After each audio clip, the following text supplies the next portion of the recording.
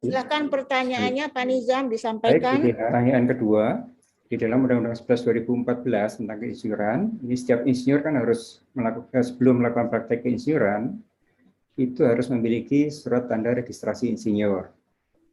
Nah, sebelum terregistrasi itu, dia harus lulus uji sertifikasi kompetensi insinyur. Dan untuk dapat mengikuti sertifikasi insinyur tersebut, dia harus lulus pendidikan profesi insinyur. Jadi ini ada 3 tahap. Nah, saat ini kita punya 5.390 program studi bidang teknik. Saat ini ada hampir 1,4 juta mahasiswa di bidang teknik. Mereka nanti akan lulus sebagai sarjana teknik. Tahun 2020 kita meluluskan 245.882 sarjana teknik. Jadi setiap tahun kita meluluskan 1,4 juta mahasiswa atau sarjana teknik. Sementara jumlah yang menjadi insinyur profesional melalui program profesi insinyur itu masih kurang dari 2% dari lulusan tersebut. Nah, kira-kira bagaimana ini saran atau strategi dari Bapak nanti sebagai Waketum PI untuk mengatasi gap tersebut tanpa mengorbankan kualitas? Ini pertanyaan kedua. Monggo silakan mulai dari nomor 4, Pak Isradi Zainal. Untuk mengatasi gap itu, sebenarnya langkah yang sudah dilakukan oleh Ketua Umum PI saat ini itu sudah sangat bagus. Jadi yang kita lakukan selama ini bagi yang sudah berpengalaman itu dipercepat aja proses keinsinyurannya. Misalnya dia sudah pengalaman. Kalau dia sudah pengalaman, ini kalau di sisi saya, kalau dia sudah pengalaman, karena pengalaman itu berarti sudah dipakai di industri, itu proses pendidikannya itu dipercepat aja dengan LPL, sudah ada metodenya. Keduanya bisa dilakukan 2 cara, karena dia sudah pengalaman, sudah terpakai, sudah bisa pakai STRI duluan.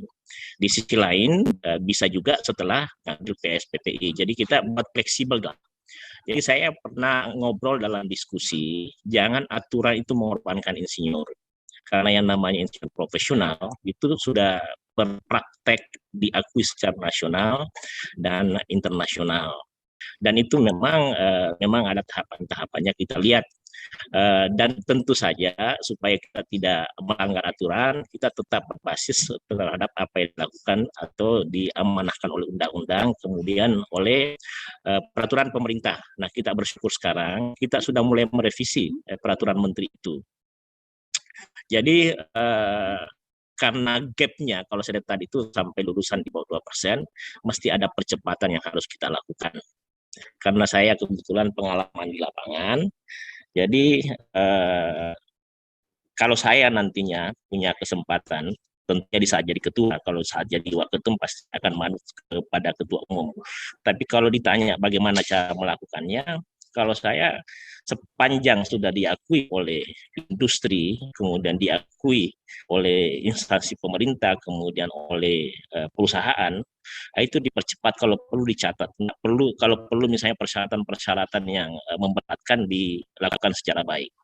Saya rasa di bawah Propisam sudah ada edaran menteri, edaran Dirjen Dikti terkait bagaimana memfasilitasi itu. Dan tentunya ada cut off yang disesuaikan dengan kapan berlakunya undang-undang, kapan tidak. Ini sudah sangat jelas. Sekali lagi sebagai kesimpulan, saya sampaikan bahwa semua insinyur profesional yang sudah diakui oleh perusahaan, diakui oleh pemerintah, diakui negara, itu segera di STRI-kan aja dan segera di PSPPI-kan aja dengan lebih cepat dari yang saat ini. Itu barangkali yang bisa saya sampaikan. Terima kasih. Assalamualaikum warahmatullahi wabarakatuh. Terima kasih Pak Isradi, waktunya bagus sekali ya, sedikit lagi.